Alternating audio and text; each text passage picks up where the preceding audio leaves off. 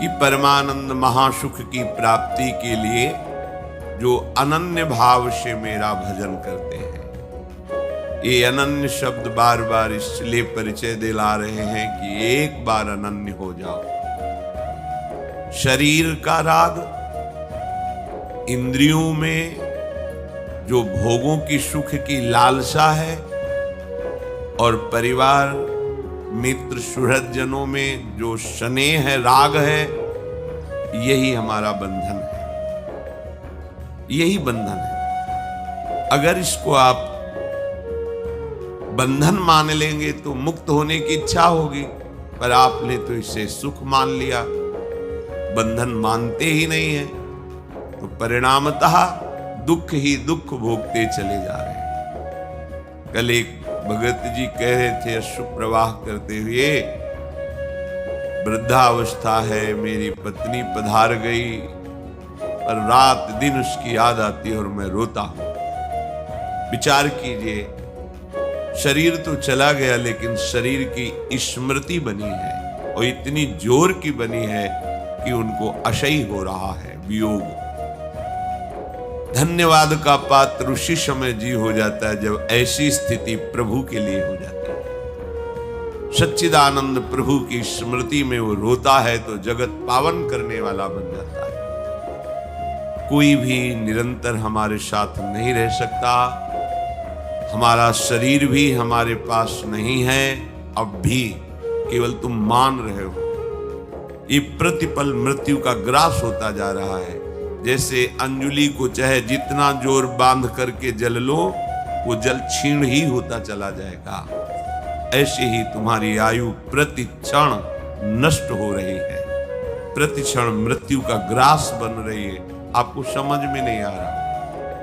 बस यही समझ प्रदान करने के लिए भगवत प्रेमी महात्माओं की वाणी में प्रभु बैठ करके उपदेश करते हैं कि तुम समझ जाओ तो परमानंद में मगन हो जाओगे। प्रभु कह रहे हैं, सततम कीर्तयन्तो मां यतन्तश्च दृढ़व्रताः नमस्यन्तश्च मां भक्त्या नित्ययुक्ता उपासते। हे अर्जुन,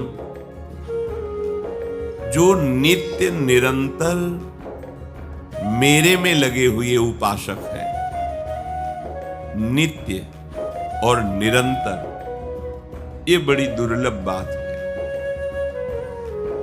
शरीर हमारा अनित्य है, तो इस शरीर से जितनी भोगी जाने वाली वस्तुएं सब अनित्य हैं।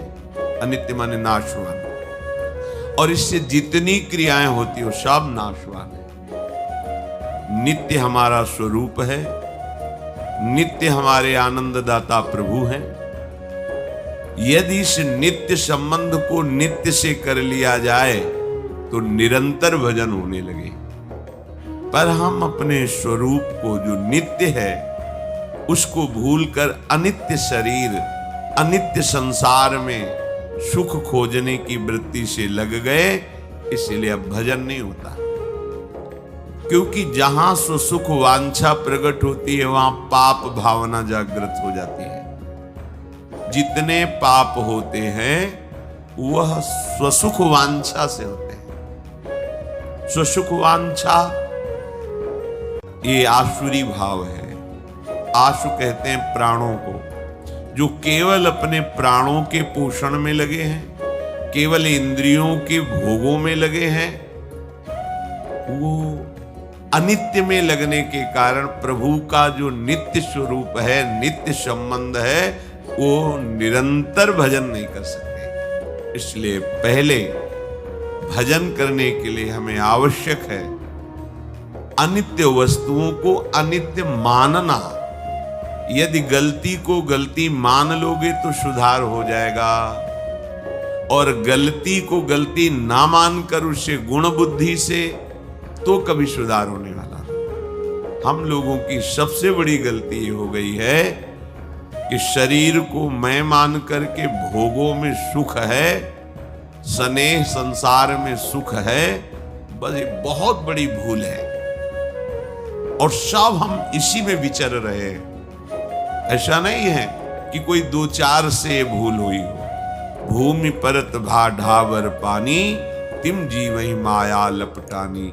जैसे आकाश से निर्मल जल गिरता है, पृथ्वी का स्पर्श होते ही मलिन हो जाता है, ऐसे ही जीवात्मा जो निर्मल परमात्मा का अंश है, इस शरीर में आते ही वो मलिन भाव को प्राप्त हो जाता है। देह भाव को प्राप्त होना ही ये मलिनता है, क्योंकि इसी से सारी मलिनताएं प्रकाशित होती है। दुराचार प्रवृत्तियां, अभक्ष पदार्थों को खाना, हिंसा आदि वृत्तियां, चोरी, नाना प्रकार के आसुरी भाव इसी में छिपे हुए हैं, देह भाव में। हमें जब तक प्रभु के चरणारविंद का आश्रय और उन्हीं को केवल अपना मानना, ऐसा भाव नहीं आता, तब तक निरंतर भजन हो ही नहीं सकता। कितने भगत जन ऐसे मिलते हैं जो कहते हैं हमारा 24 घंटे भजन होता है, फिर इसके बाद वही बोलते रहते हैं, मैं बहुत अशांत हूं, मैं बहुत परेशान हूं, मन हमारा बहुत हमको जलाता है। क्या बोल रहे हो?